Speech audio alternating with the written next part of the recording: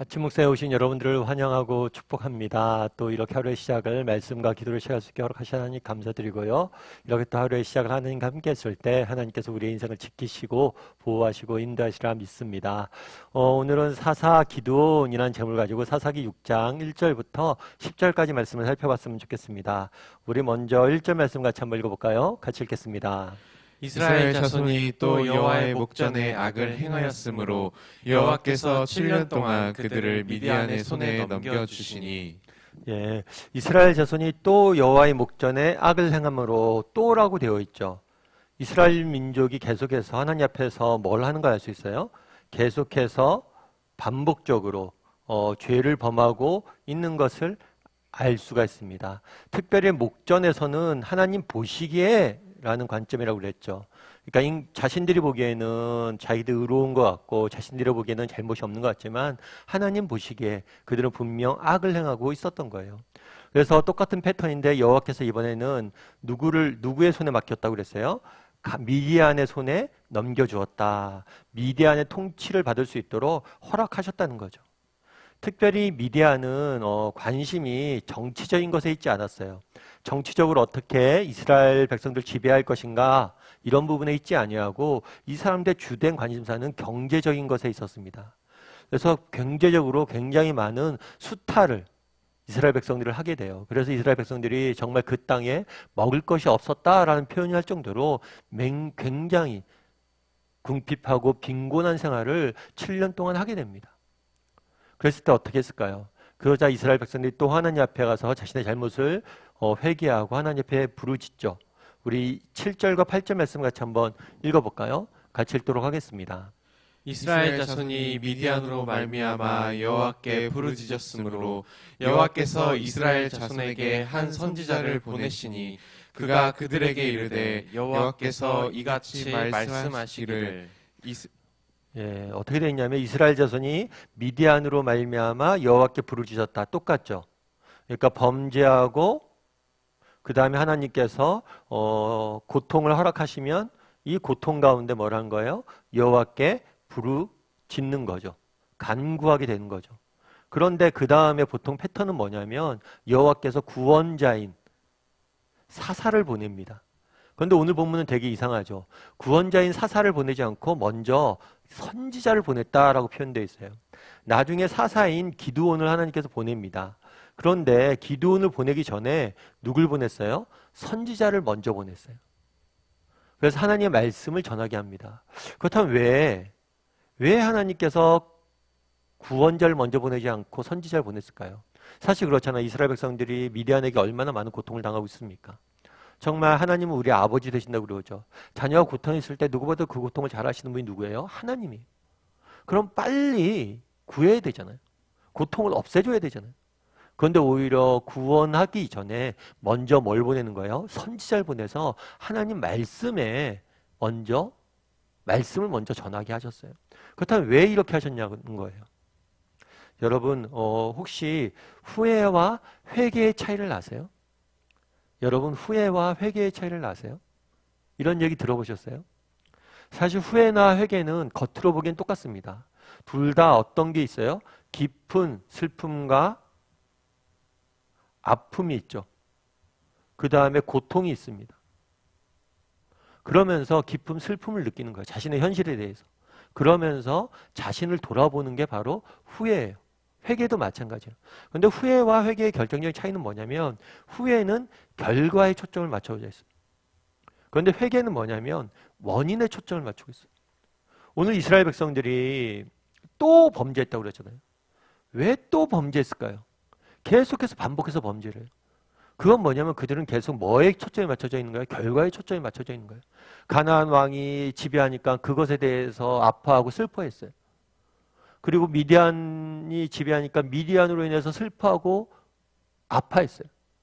그런데 정말 우리가 슬퍼하고 아파야 될 것은 이런 결과가 아니라 뭐라는 거예요? 원인이 원인. 왜 우리에게 이런 문제들이 생겼냐는 거예요.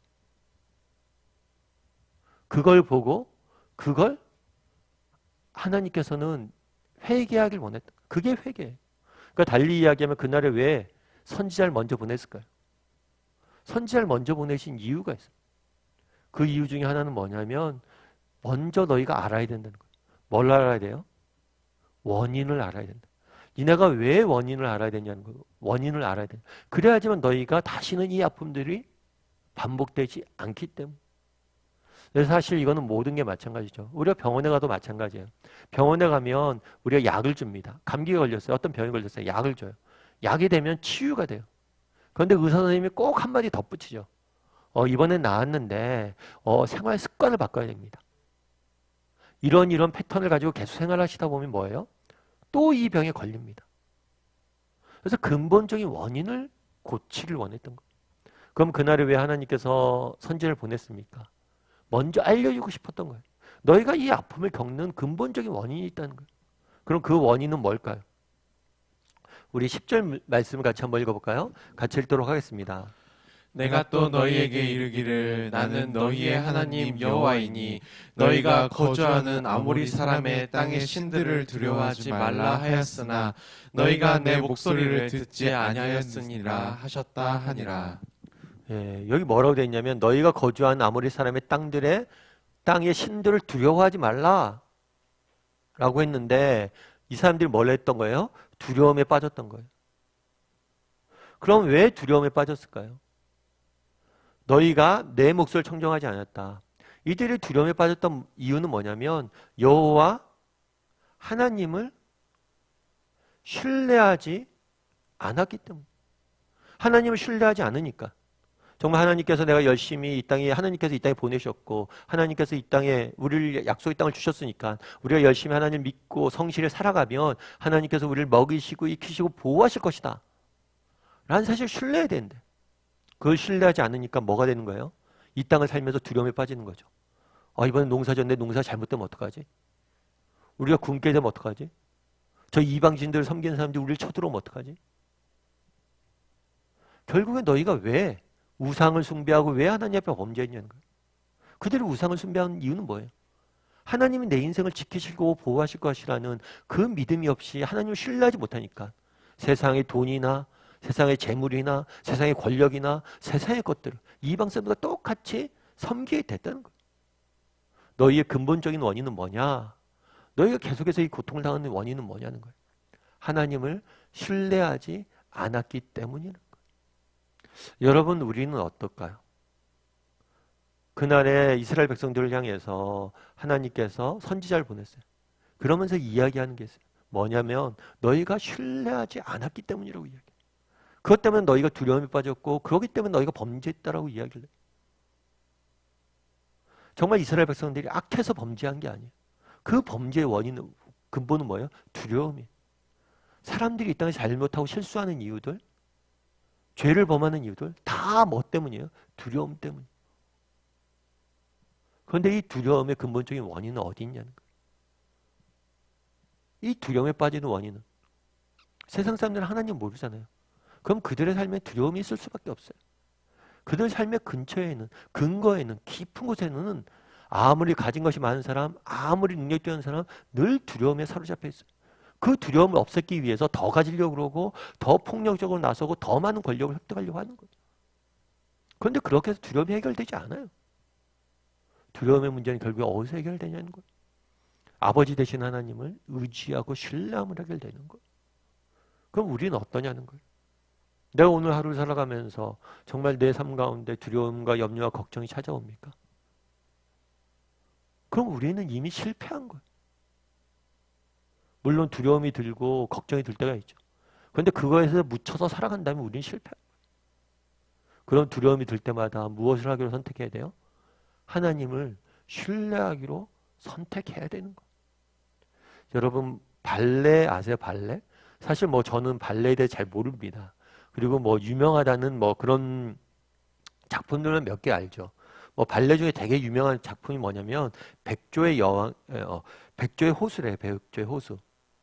근데 이 백조의 호수는 되게 유명한 발레인데 이 백조의 호수의 하이라이트 굉장히 중요한 부분이 있대요. 그건 뭐냐면 여주인공이 무대 중앙에서 이렇게 한 바퀴 계속 도는 거. 발레리나 보면 이렇게 빙글빙글 한 발로 서서 빙글빙글 도는 게 있대요. 그런데 이걸 푸에타라고 하는데 이걸 32바퀴를 한 자리에 도는 거래요. 그건 정말 굉장히 힘든 기술인데 그걸 둘 때가 가장 뭐라 그럴까 발레 기술 중에 어렵고 힘들지만 아름다운 장면이라고 그러더라고요. 그런데 이 푸에타 이제 한 바퀴를 계속 32바퀴를 계속 도는 거죠. 빙글빙글 빙글빙글. 그런데 그때 이렇게 도는 비결이 있대. 그 비결은 뭐냐면 시선을 관객 중에 한 자리에 고정하는 거예요. 그리고 계속 그 시선을 그곳에 보고 돌아야지만 이 시선이 흔들리면 이거 돌지 못한다고.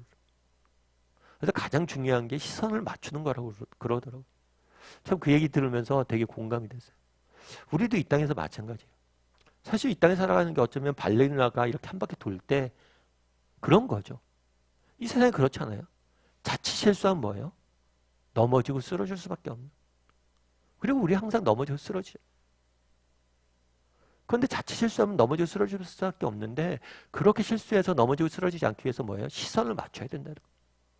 우리도 마찬가지. 우리도 끊임없이 하나님에게 우리의 시선을 맞출 수 있어야 돼요. 그날을 왜 이스라엘 백성들은 그렇게 계속해서 반복해서 실수하고 넘어집니까? 두려움에 빠졌기 때문이에요. 왜 두려움에 빠졌어요? 그들의 시선이 하느님에게 맞춰져 있지 않기 때문이에요. 우리도 마찬가지죠. 오늘 하루 시작입니다. 하루 또 세상 속에 살아가야 되잖아요. 오늘 하루 살면서 정말 내 마음속에 우리의 마음속에 두려움과 또 염려, 걱정이 없었으면 좋겠어요. 그런데 혹 생길 수 있잖아요. 그랬을 때마다 우리가 해야 될 것이 있어요. 그건 뭐예요? 우리의 시선을 하나님께 맞춰야 돼요.